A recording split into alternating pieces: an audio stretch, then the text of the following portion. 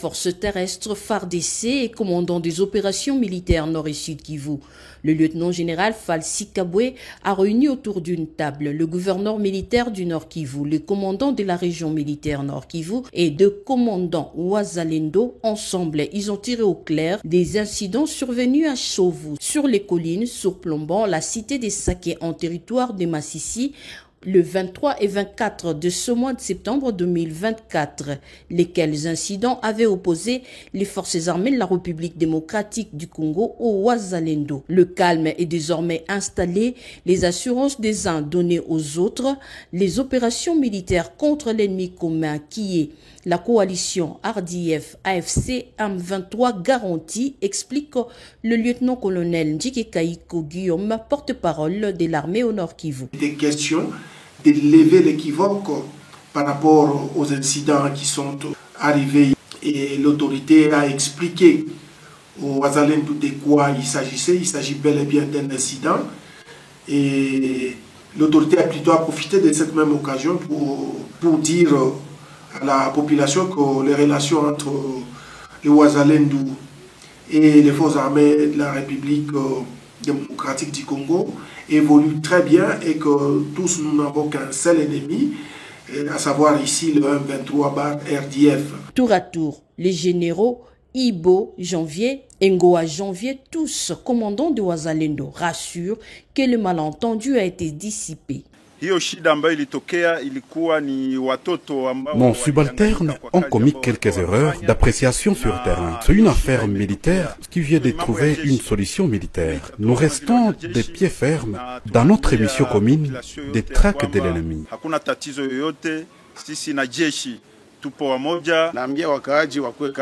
J'appelle la population au calme, c'était un incident que nous venons de dissiper. Ce qui réjouit le coordonnateur adjoint des PDDR-16. Plus de peur que de mal, les linges sales sont lavés en famille, direction vers la libération des territoires sous l'emprise de l'ennemi commun qui est le Rwanda. Mesdames et messieurs, vous êtes sur Guerre Afrique Télévision, la télévision panafricaine. Vous êtes une fois de plus les bienvenus. Et là, nous vous accompagnons pour ce week-end, mesdames et messieurs, en décryptant l'actualité.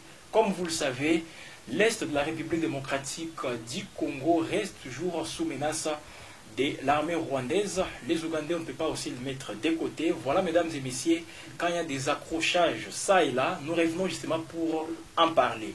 Et cette semaine, il y a eu justement des accrochages, près d'un cas de déplacés, entre les forces armées de la République démocratique du Congo, les éléments des FARDC et d'autres Wazalendo. Alors il y a déjà des précisions qui tombent, les mésattentes aussi dans les rangs de ces deux forces qui sont toujours en coalition. D'autres parlent justement d'une confusion.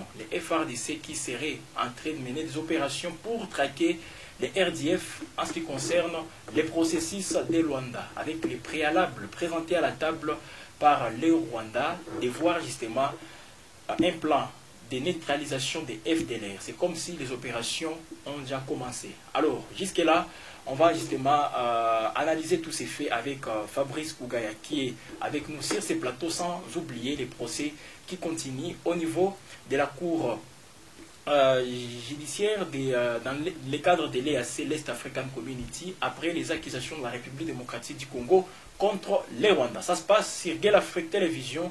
Voilà pourquoi c'est important de vous abonner, ce n'est pas encore fait.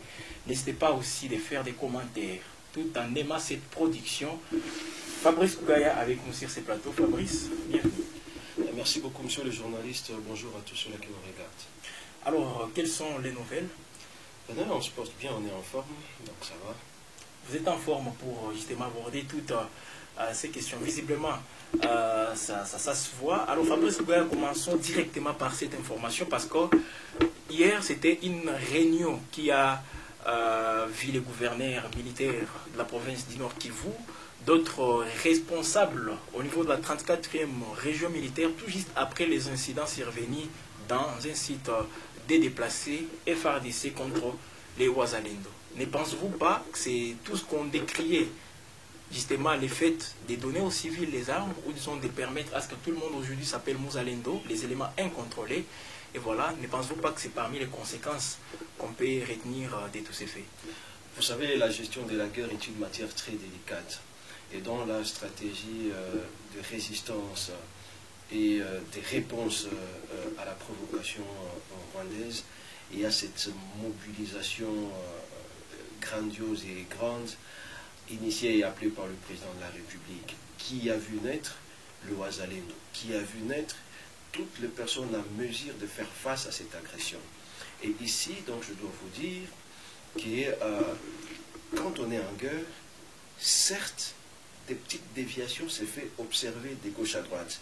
Mais le plus important est cette capacité de pouvoir remettre le bus sur les rails. Et je pense que c'est ce qui a été fait hier, ce qui a été fait effectivement lors de la réunion de contact, parce qu'elle était une réunion, ça existe, entre le gouverneur de province, le chef des opérations et toute la suite, voire même les chargés des opérations de Wazalendo. Vous savez, donc, nous avons un objectif commun. Qu'on soit Wazalendo ou FARDC, ou qu'on soit communicateur, même nous autres qui sommes communicateurs, le seul objectif que nous avons, c'est de faire face à cette guerre. Et dans une guerre, toutes les stratégies sont les bienvenues pourvu qu'on la gagne. Donc, nous qui sommes communicateurs, nous communiquons en faveur de l'armée, en faveur de la société, nous communiquons contre la stratégie ennemie.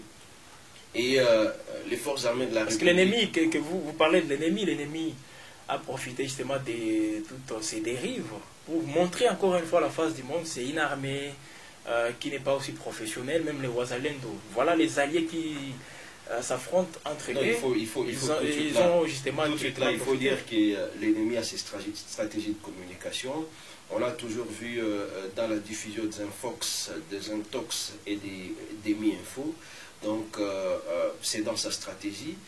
Mais, vous savez, donc, aussi dans la stratégie de la partie congolaise, il y a ces murs communicationnels qui a été érigé, nous en première ligne, pour chaque fois dire la vérité, rien que la vérité aux Congolais, et leur dire que des petites déviations comme celle-là qu'on a observées il y a quelques jours ne vont pas nous faire perdre la route vers la victoire. Mais il y a encore une fois de conséquences. Nous restons toujours engagés. Des pertes en vie humaines, une fois de plus, signalées. Effectivement. Donc vous savez, ce sont les corollaires de la guerre. Et ce sont des choses que nous déplorons parce que toute vie est sacrée. Mais nous nous disons que les responsabilités doivent être établies et que ceux-là qui se sont illustrés dans ces genres de gangstérisme soient déférés devant le juge et que des sanctions pédagogiques et exemplaires soient livrées. Alors Fabrice Gaya, dans cette même logique, et là je vais bien sûr focaliser sur les différentes productions parce que les gens pensent aujourd'hui que ça manifeste déjà les débuts de ces opérations des tracts des FDLR qui auraient tourné au drame.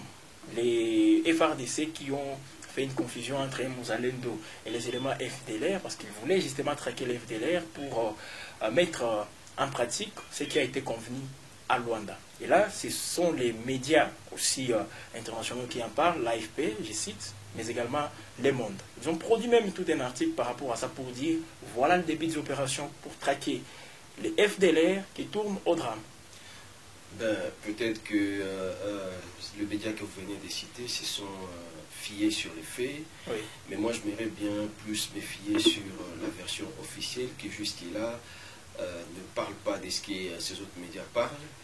Donc je reste effectivement circonspect, prudent et retenu pour ne pas aborder des sujets sur lesquels le gouvernement congolais n'a pas communiqué. Et vous savez quand même que le gouvernement congolais avait manifesté son envie de respecter, disons, de soumettre à toutes les parties prenantes. Là, nous avons les Rwanda, l'Angola, un plan pour neutraliser les FDLR. Mais effectivement, jusque-là, comme je vous l'ai dit, je reste circonspect pour ne pas peut-être tomber dans la désinformation ou la mésinformation. Pourquoi? Parce que nulle part il n'a été dit officiellement que l'opération des tracts contre les FDLR a débuté.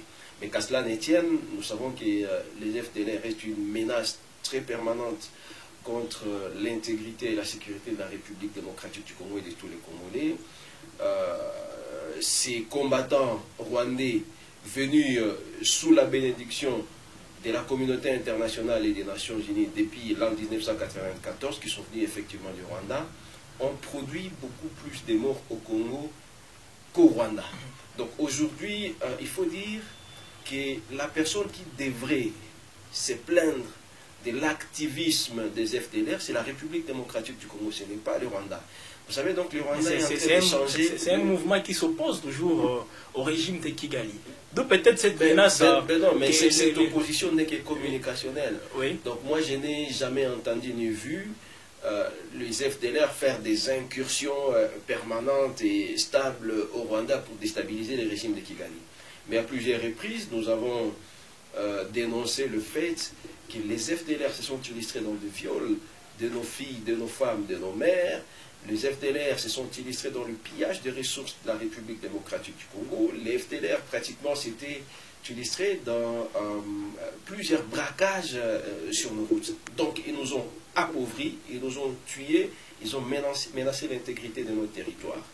Les FDLR restent une menace contre la RDC, en premier plan. Voilà pourquoi il faut être une menace secondaire, et une menace médiatique contre le Rwanda. Donc, le narratif du Rwanda, c'est un narratif trompeur comme d'habitude. Parce que comme vous le savez, quand le M23 était né, ce n'était pas pour venir traquer les FDLR. Nous savons très bien que la motivation de toutes ces guerres conspirées au Rwanda ne sont que des guerres économiques. Donc des guerres dans lesquelles on vient chercher de la cassitérite, du coltan, et voilà que même les nobium de la Somikivu également fait partie de la liste des minéraux actuellement pillés sur le sol congolais. Donc, les narratifs du genre protection des communautés minoritaires, ce sont des narratifs, ça fait déjà des trois narratifs narratifs vieux et en putréfaction qui ont complètement atteint leur âge de pourriture et d'expiration. Et après ces narratifs, voilà, donc le Rwanda nous est venu avec un autre paradigme qui est celui de la traite des FDLR. Alors, on sera effectivement contre le Rwanda. Sur la table, à Rwanda, on vient avec ses préalables. Mais c'est quoi la réponse du gouvernement congolais? Donc on sera toujours là pour répondre sur tout ce que le Rwanda présente justement comme exigence. Je pense qu'il faut vider toute la substance des revendications du Rwanda.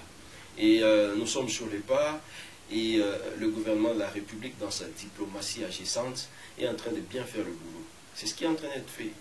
On verra bien. Vous savez, c'est bien qu'on n'obtient toujours pas les retraits des troupes rwandaises. Mais c'était parmi aussi le préalable présenté par imaginez-vous, en tout cas, je l'ai dit, sous le contrôle de toutes les personnes qui sont informées de la situation dans la sous-région, c'est la toute première fois que la RDC et le Rwanda se retrouvent devant des instances régionales, devant la facilitation d'un pays de la sous-région pour parler des conflits.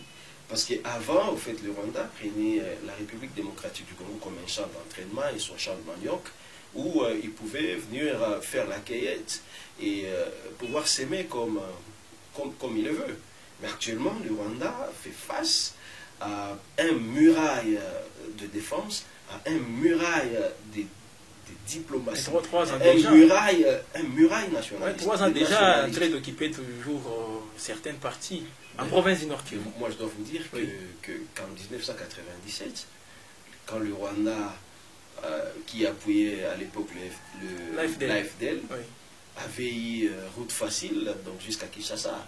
Mais aujourd'hui, le Rwanda qui n'est même pas en mesure de prendre le contrôle de toute une province, je pense donc qu'il y a à féliciter cette résistance qui s'est construite autour des institutions du pays, autour du président de la République, et ce nationalisme, ce niveau de nationalisme qui est en train de se bâtir. Et c'est pas un statu quo. Parce que je ne sais pas à quel... Vous voulez la définition? Je ne sais pas si vous voulez me rappeler quand, la dernière fois que les FARDC, voire même les Wazalènes, avaient réussi à récupérer ne serait-ce qu'une localité entre les mains de ces... Mais vous savez... ces agresseurs. Moi, je pense que nous devons éviter d'analyser des faits aussi sérieux, mais de manière fixiste. J'aimerais bien qu'on évolue en globalisant, en globalisant les faits et beaucoup plus aussi en faisant des analyses profondes.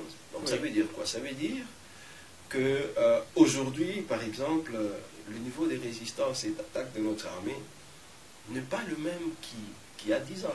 N'est pas le même qu'il y a 15 ans, ou pas le même qu'il y a 20 ans. C'est pas la même chose. Les exploits de 2014, nous connaissons tous. En peu de mois, on avait réussi à mettre en activité le M23. Il ne faut pas se leurrer.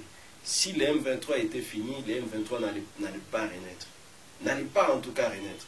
Parce que là, c'est peut-être le Rwanda qui agit cette fois-ci.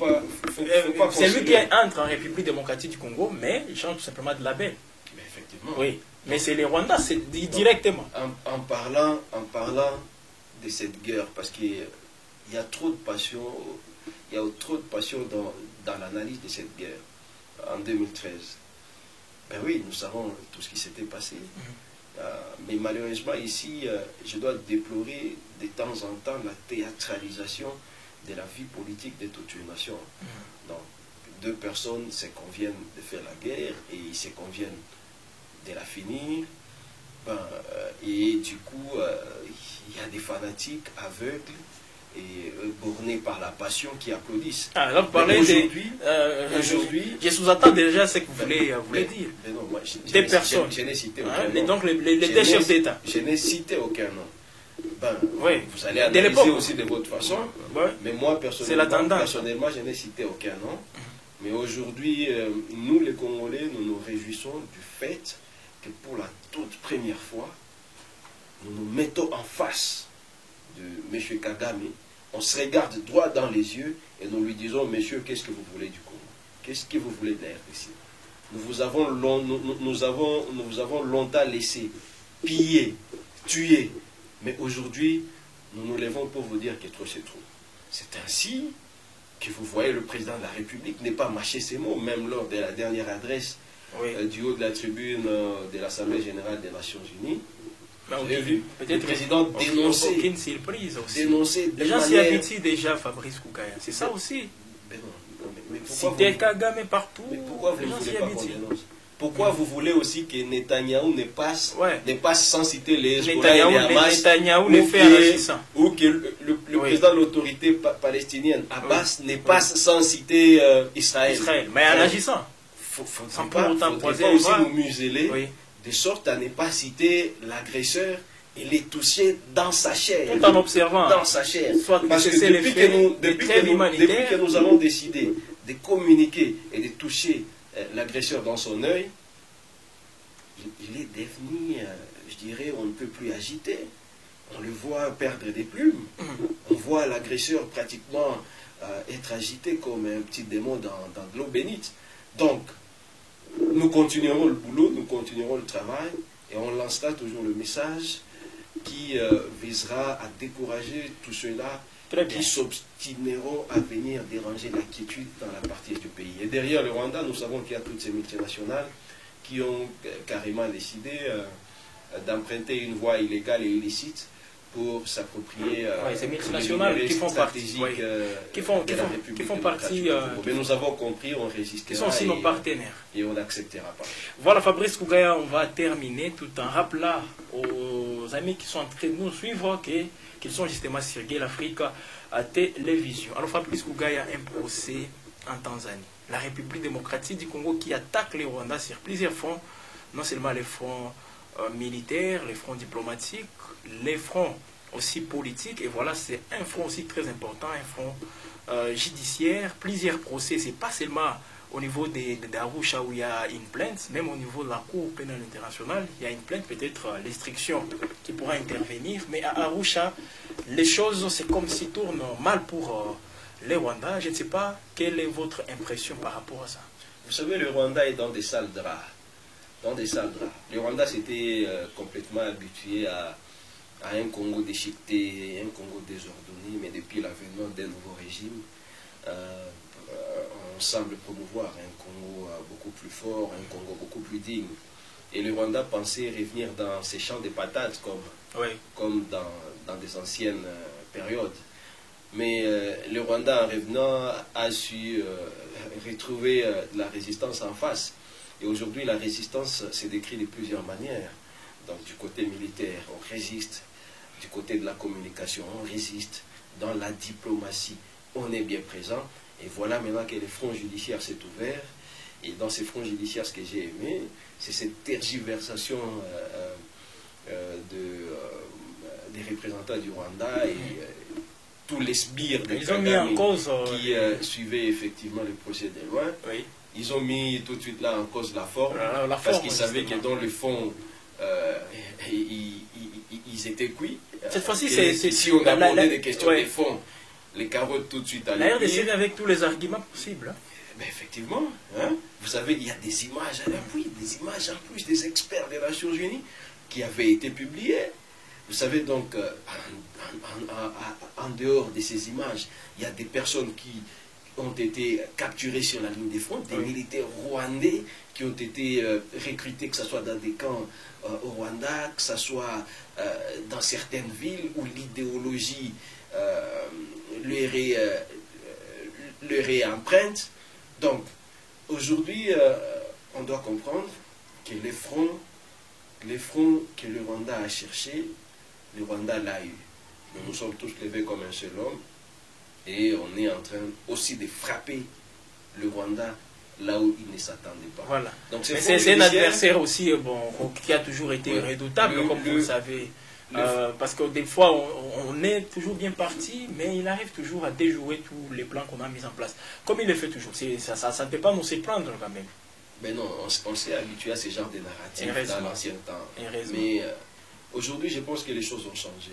Les choses ont changé, ont complètement changé. C'est la première fois que le Rwanda est complètement cité dans un rapport des experts des Nations Unies. C'est la première fois que aujourd'hui, le Rwanda reconnaît son agression. C'est la première fois que le Rwanda est traîné devant une cour. Devant une cour pour que le Rwanda réponde de ses actes. C'est la première fois que le Rwanda se retrouve pratiquement dans des sales draps. Donc, les choses sont en train de changer de manière positive. Le président de la République avait dit que les douleurs que nous ressentons aujourd'hui, ce sont des douleurs d'enfantement. Donc, après la naissance d'un nouveau Congo, on aura le bébé Congo, le bébé nouveau Congo. Et on pourra oublier qu'il y avait ces douleurs. Voilà, vous nous envoyez toujours dans les futurs. Ce qui est aussi... vous êtes partisan de l'immédiateté, c'est ce que je comprends. Vous êtes partisan de l'immédiateté. Vous voulez que le conflit